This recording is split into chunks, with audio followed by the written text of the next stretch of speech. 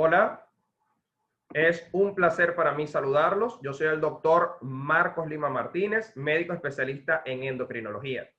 Y me toca el día de hoy compartir con ustedes brevemente algunos minutos sobre un tema que es fundamental, independientemente de la especialidad que usted vaya a hacer. Usted tiene que tener nociones básicas del diagnóstico y el manejo de un paciente con diabetes mellitus.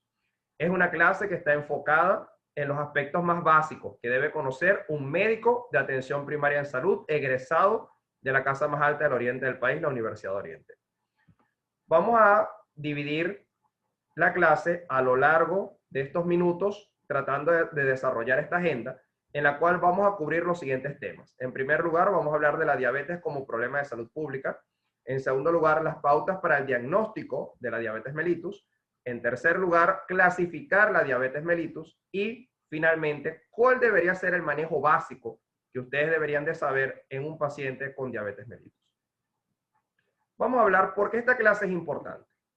Esta clase es importante, mis amigos, porque para el año 2017, en base al Atlas de la Federación Internacional de Diabetes, se prevé que había un total de 425 millones de diabéticos en el mundo.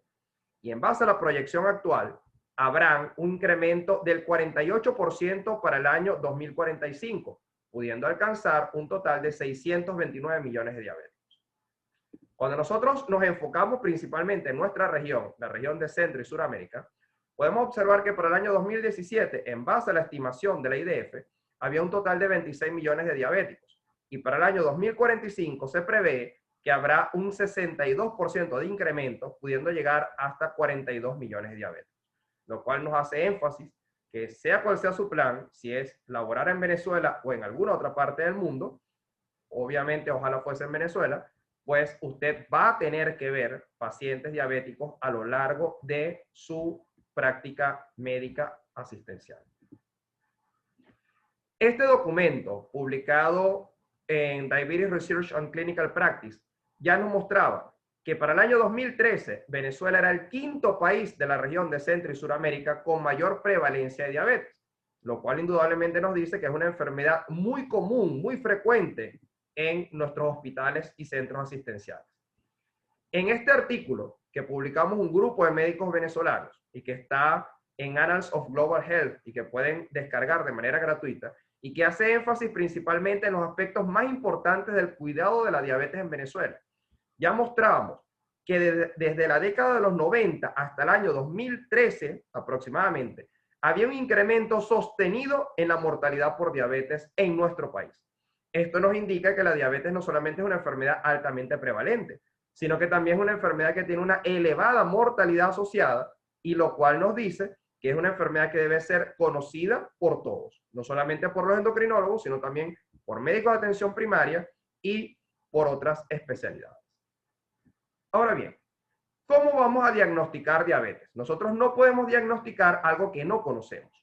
El primer dato que quiero dejarles es que vamos a tratar de enfocar la clase en dos casos clínicos, que no son casos clínicos importados, sino que son casos clínicos que traigo de mi consulta y que quiero compartir el día de hoy con todos ustedes.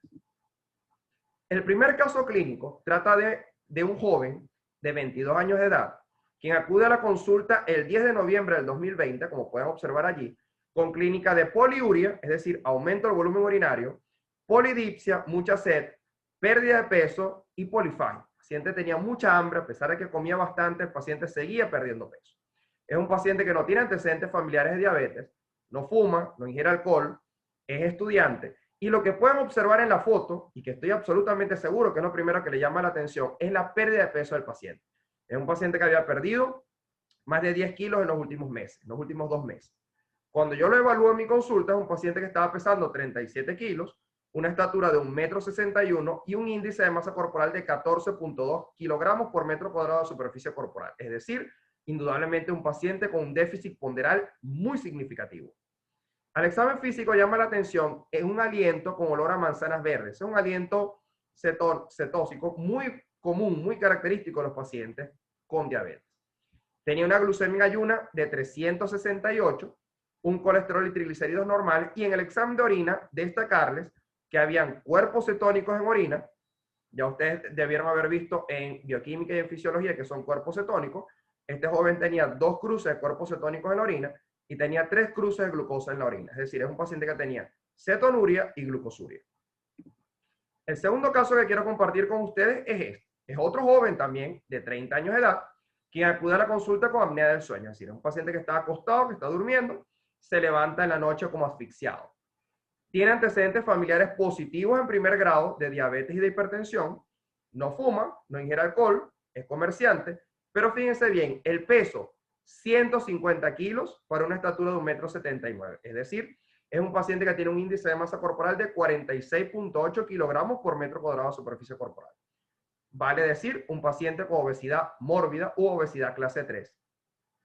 ¿Qué se encuentra el examen físico importante que quisiera también comunicarles? Que a nivel de los pliegues cutáneos tenía acantosis nigricans, que es la coloración oscura de los pliegues, y los acrocordones, que son como unas verruguitas que comienzan a aparecer en los pliegues como el cuello y las axilas.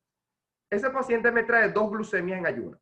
Una glucemia en ayuno en 143 y otra glucemia en ayuno en 171 miligramos por decilitro. Como van a ver en la clase de lípidos posteriormente, tenía un colesterol total normal en 167 y unos triglicéridos ligeramente elevados en 203. Ahora bien, la pregunta que cabe decir, ¿estos pacientes tienen o no tienen diabetes? ¿Cómo hacemos para saber? Bueno, un dato importante. La Asociación Americana de Diabetes publica todos los años este documento que es muy valioso, que se denomina Standards of Medical Care in Diabetes, y lo van actualizando año tras año. Ya en diciembre usted va a poder descargar de manera gratuita el Standard of Medical Care del próximo año y así sucesivamente. ¿Ok? Solamente lo van a googlear y les va a aparecer el documento y lo pueden descargar el PDF completo. Él incluye todas las pautas diagnósticas, de manejo y de cuidado del paciente diabético actualizadas por la Asociación Americana de Diabetes.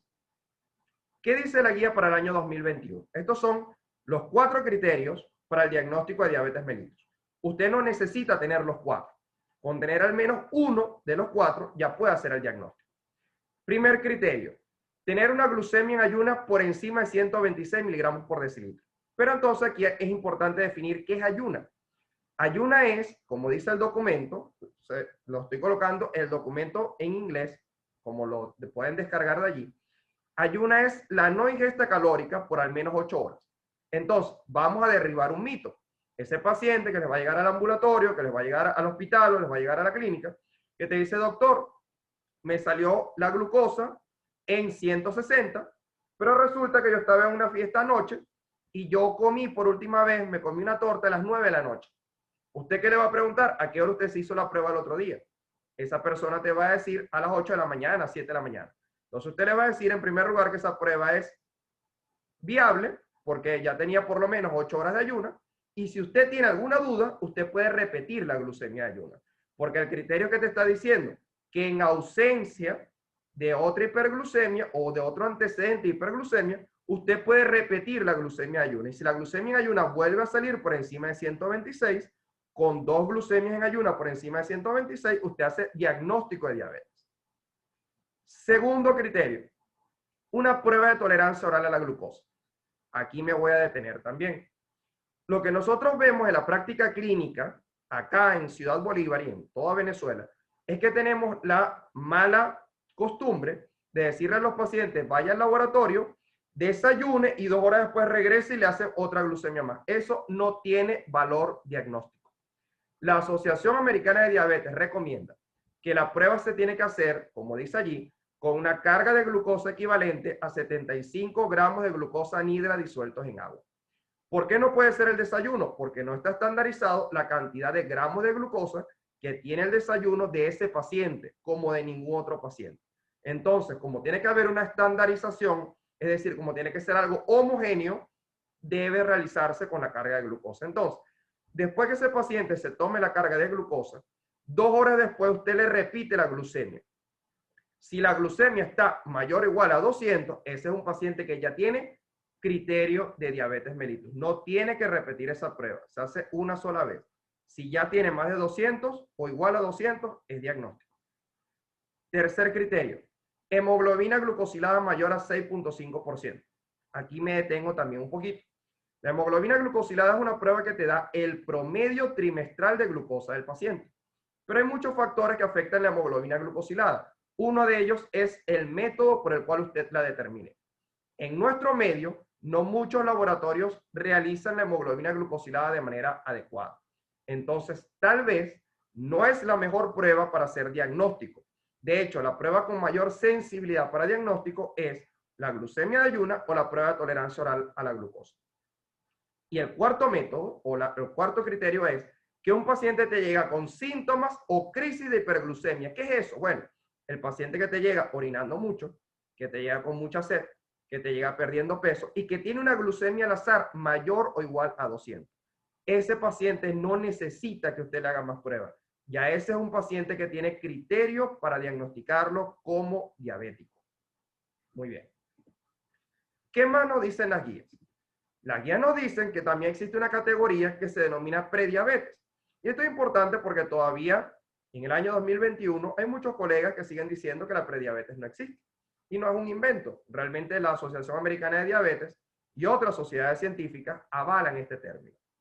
¿Quién es el prediabético?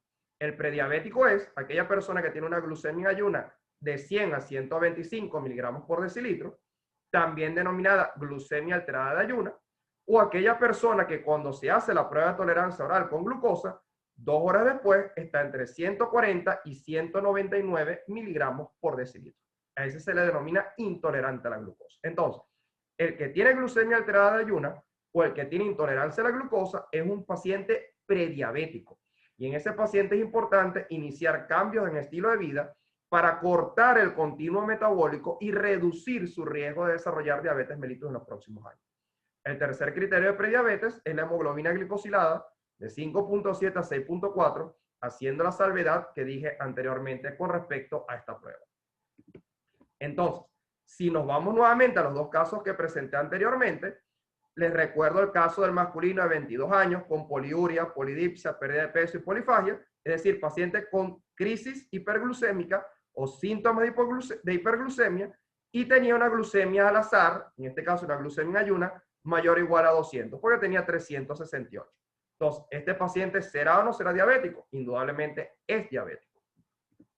Y el segundo paciente es un paciente que tenía una glucemia en ayuna en 143, es decir, mayor a 126, se la repiten y vuelve a salir por encima de 126, es decir, 171. Este es un paciente que también tiene diagnóstico de diabetes mellitus. Entonces, cuando son pacientes que físicamente se ven muy opuestos, son pacientes que comparten un diagnóstico y que vamos a ver en la próxima clase, principalmente cómo clasificarlos y cómo manejarlos a estos pacientes. Estas son mis redes sociales.